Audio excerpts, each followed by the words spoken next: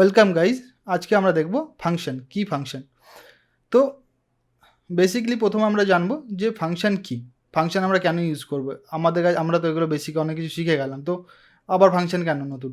তো এটার জন্য আমাদের যেতে হবে আমাদের ভিএস কোডে, নতুন একটা ফাইল ক্রিয়েট করে নেবো func.py বলে। এটা হচ্ছে আজকের ফাইল। এখানে আমরা ডিসকাশন করব ফাংশন কি, আমরা কেন ইউজ করব। প্রথম জিনিস ফাংশন, এইটা ফাংশনের বেসিক ভিডিও হবে, যেটা দেখলে টোটালি তোমরা বুঝতে পেরে যাবে ফাংশন কি, কেন ইউজ করব, প্রত্যেকটা জিনিস কনসেপ্ট ক্লিয়ার করে দেবো আমি এই ভিডিওতে। আমি মেনে নিচ্ছি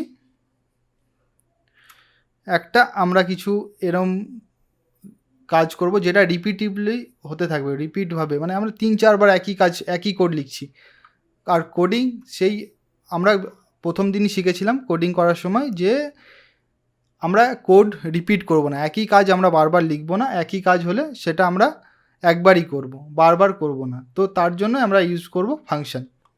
আমরা যদি একটা এক্সাম্পল নিচ্ছি যে 12 মাসে কারো মান্থলি স্যালারি যদি 25,000 হয়, তাহলে তার 12 মাসের স্যালারি কত হতে পারে।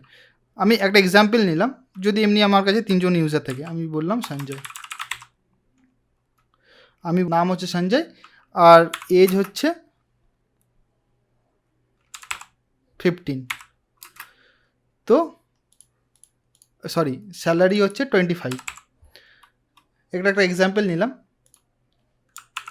তা 12 মাসের আউট আমার দরকার, তো আমরা কি করতে পারবো, তো তখন প্রিন্ট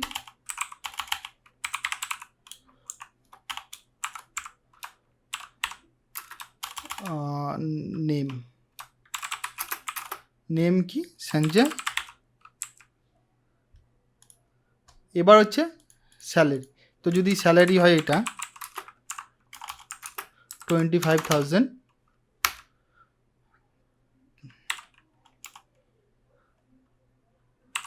তাহলে ইয়ারলি কত হয় 25,000 ইন্টু 12, সিম্পল। এটাকে আমরা প্রিন্ট করব ইয়ারলি। আমরা এখানে এফ স্ট্রিং ইউজ করব। কেন ইউজ করছি আমরা F string,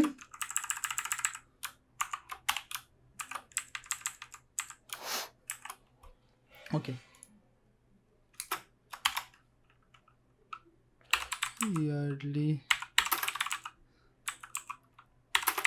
yearly salary is yearly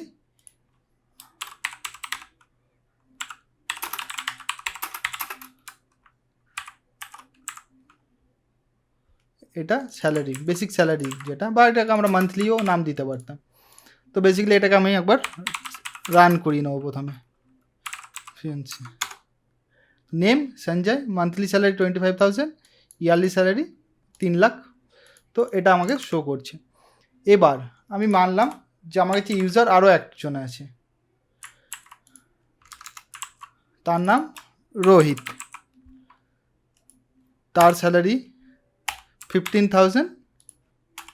আর এখানে বা আমরা এমনিও করতে পারি স্যালারি ইন্টু 12, এমনিও করতে পারি, ঠিক আছে।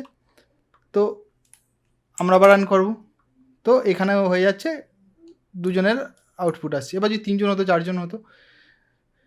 তো এবার কি হচ্ছে, আমরা এখানে কোড রিপিট করা শুরু করে দিয়েছি। তো এই রিপিটেশন হাঁটানোর জন্য আমরা শিখবো আজকে function.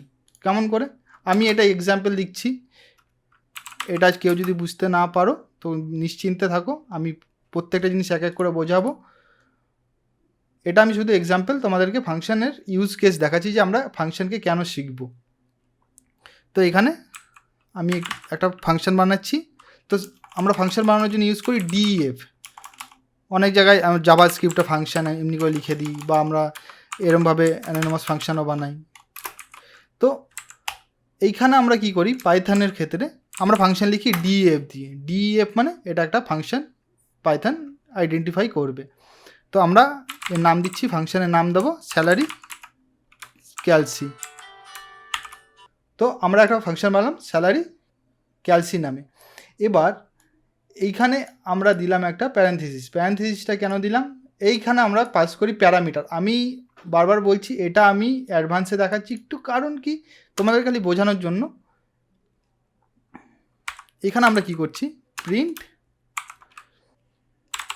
Name, print employee name. এখানে আমরা কি করব, এখানে আমরা প্লাস দিয়ে করে দিচ্ছি কনক্যাটিনেশন। হ্যাঁ, তো এখানে আমরা কি করব, নেম বলে একটা ভেরিয়েবল নেব। বাট আমরা যদি দেখি Python line by line code পড়ে, বাট ওপরে কোথাও নেম বলে কিছু নেই। তো তার জন্য এখানে হলুদ হলুদ লাইনও চলে এসছে যে ভাই নেম তো তুমি দাওনি, এখানে বলে দিলে নেম, এখানে নেম শো করাতে। তো আমরা এখানে এই যে প্রথমেই আমরা যে প্যারেনথেসিসটা দিয়েছিলাম এর মধ্যে আমরা প্যারামিটার পাস করি। যেই ফাংশনটা যখন কল করব তখন এই প্যারামিটারগুলো কল হবে। তো এখন হয়তো তোমরা বুঝতে পারছো না, বুঝতে হবে না, তোমরা খালি দেখো। তো এমপ্লয় নেম নেম, এরপর কী করতে হবে, স্যালারি। তো আবার এমনি করব, যা এখানে করেছিলাম এটাকে আমরা কাট করে নিয়ে চলে যাবো এখানে। আমরা অ্যাকচুয়ালি একই কাজ করলাম, ওটা আমি টাইপ করে দিলাম, বাট টাইপ করা আমার উচিত ছিল না। ওকে, এবার স্যালারিটা আমরা কী করবো, ডাইনামিকলি নিয়ে আসবো, নেম আর এখানে স্যালারি। তো আমরা কমা দিয়ে দিলাম, কমা দিয়ে স্যালারি করে দিলাম, আর এখান থেকে স্যালারিকে দিলাম মুছে। তো এই দুটো নেম আর স্যালারি এখানে আমরা কিন্তু কোথাও ডিফাইন করিনি, বাট আমরা একটা ফাংশনের মধ্যে এটা ডিফাইন করে দিয়েছি। এরপর কি হবে, এটাকে আমরা করব কমেন্ট, কন্ট্রোল, কোশ্চেন মার্ক। এবার আমরা কি করব, দেখো কত সিম্পল হয়ে গেল। এবার আমরা এখানে নর্মালি শুধু প্রথম আমি কি করলাম, যেই ফাংশানের নাম দিয়েছিলাম ওই ফাংশানটাকে এখানে লিখলাম। লেখার পর যে প্যারেনথেসিস দিয়েছিলাম এখানে যদি আমরা প্যারেনথেসিসটা দিয়ে দেবো, বাট এখানে লাল দাগ আসছে কারণ কি আমরা এখানে কোথাও নেম বা স্যালারি ডিফাইন করিনি। তো আমরা এখানে এমনি নেম স্যালারি যদি এমনি ডিফাইন করে দিই, নেম বিকজ সঞ্জয়, স্যালারি 35,000। তো আমরা যদি এবার রান করি, তো এবার চলে আসছে আমার কাছে আউটপুট। তো আমি বললাম যে শর্টকাট হবে, তো কোথায় শর্টকাট হলোই না। আসলে আমরা যখন এভাবে কল করবো কোনো ফাংশনকে, আমরা নর্মালি এখানেই ডাইরেক্টলি পাস করে দিতে পারি ভ্যালু। ঠিক আছে, এরপর দেখো সিঙ্গেল টাইম আমরা এটাকে ইউজ করলাম যে সঞ্জয় 35,000। ওকে, ঠিক আছে, আমি যেমন বলেছিলাম সে অ্যাপে এটা কাজ করছে। বাট এটার লাভ এইবার হবে মাল্টিপল টাইম যদি আমরা এটাকে ইউজ করি। তো আমরা কি করব, এটাকে 3বার ডুপ্লিকেট করে নেব, আর এইখানে আরেকটা প্রিন্ট করব, প্রিন্ট কিছু হাইপেন দিয়ে দেবো যাতে আমরা বুঝতে পারি যে একটা একটা করে শেষ হচ্ছে। তো আমরা এখানে দিয়ে দিলাম রোহিত, আমরা বলেছিলাম 15,000, এখানে দিলাম XYZ 50,000, ABC 35,000। ওকে, তো আমরা কি করলাম, 4বার একই জিনিস 4বার লিখলাম, বাট এখানে আমরা ভ্যালুগুলো চেঞ্জ করলাম, নাম আর স্যালারি চেঞ্জ করে দিলাম। এবার আমরা এটা রান করব। তো এবার কি হচ্ছে, আমরা যদি এটাকে ঠিক করে দেখি, এটাকে আমি একটু জুম করে নেবো, বড় করে নেবো।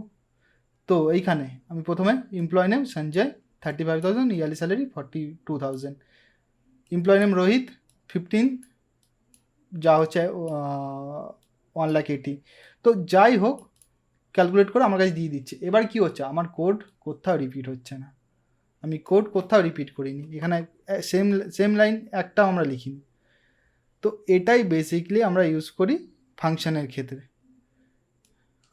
তো বোঝা গেল যে আমরা কেন ফাংশন ইউজ করি। তো এটাই ছিল ফাংশনের ইউজ কেস।